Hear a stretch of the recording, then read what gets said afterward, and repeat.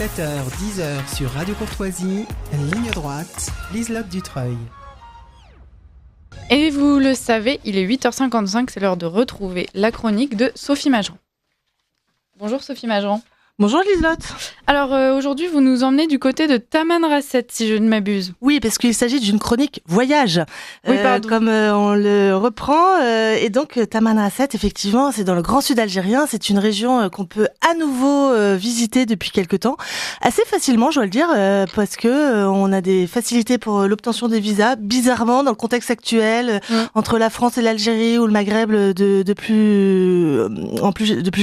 manière plus générale, mais l'obtention des visas sont facilitées.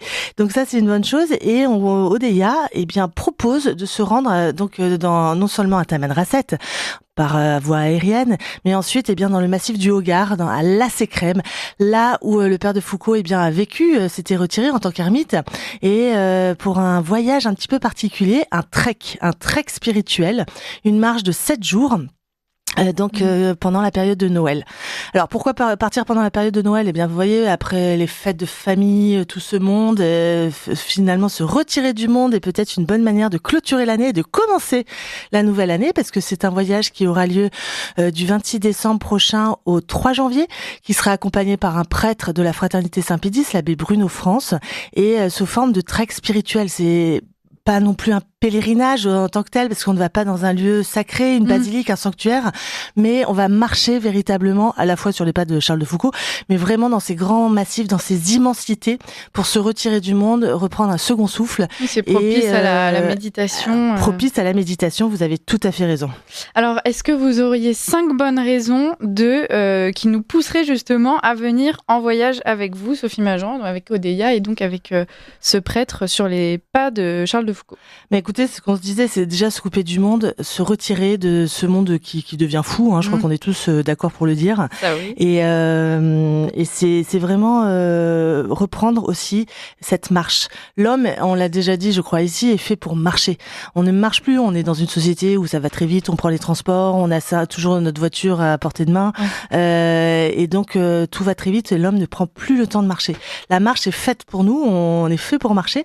Et donc c'est vrai que ce trek spirituel va permettre de marcher environ 6 heures par jour, à un rythme humain. Voilà, on va marcher tranquillement. C'est pas une épreuve sportive, tout le monde pourra le faire, ceux qui le souhaitent en tout cas. C'est ouvert à tous, mais et donc après c'est un petit peu rustique aussi. Donc ça c'est la deuxième raison, c'est de se couper du monde et puis de retourner aux fondamentaux et à l'essentiel en réalité. Et donc dormir sous tente, faire un effort physique aussi, parce que il y a le sommet du Tahat qu'on rejoindra, qui quand même culmine à 3000 mètres d'altitude. Oui. Mais enfin, c'est pas si énorme. Regardez, moi cet été, je suis bien montée aussi à 3000 mètres d'altitude à pied, comme une grande. C'est faisable. Et puis, c'est les plus beaux paysages du Hogar. C'est vraiment ces lieux extraordinaires où vous avez ces immensités, ces montagnes de grès qui se détachent dans des paysages absolument dantesques. On se croirait à la création du monde.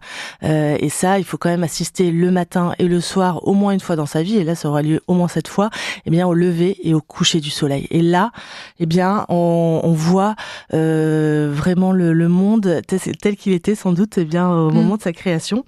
Et finalement, c'est aussi goûter au silence. Non seulement on est dans une société qui va vite, mais on est dans un monde où il n'y a plus de silence. Où vous soyez, il y a toujours du bruit, de la musique, un fond, etc. Les gens ne savent plus parler normalement. Il faut toujours, voilà. Donc là, on fera silence. Et je crois que de marcher en silence, il y aura des pauses. Et le soir, on se retrouve tous en bivouac, et bien sûr, avec les berbères aussi, qui préparent tout, qui portent les tentes, avec des chameaux.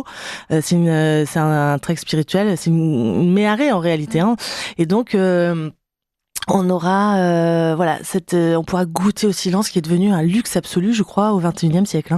Et donc là, on aura le silence, et là on pourra vraiment goûter ce qu'est le désert où souffle l'esprit.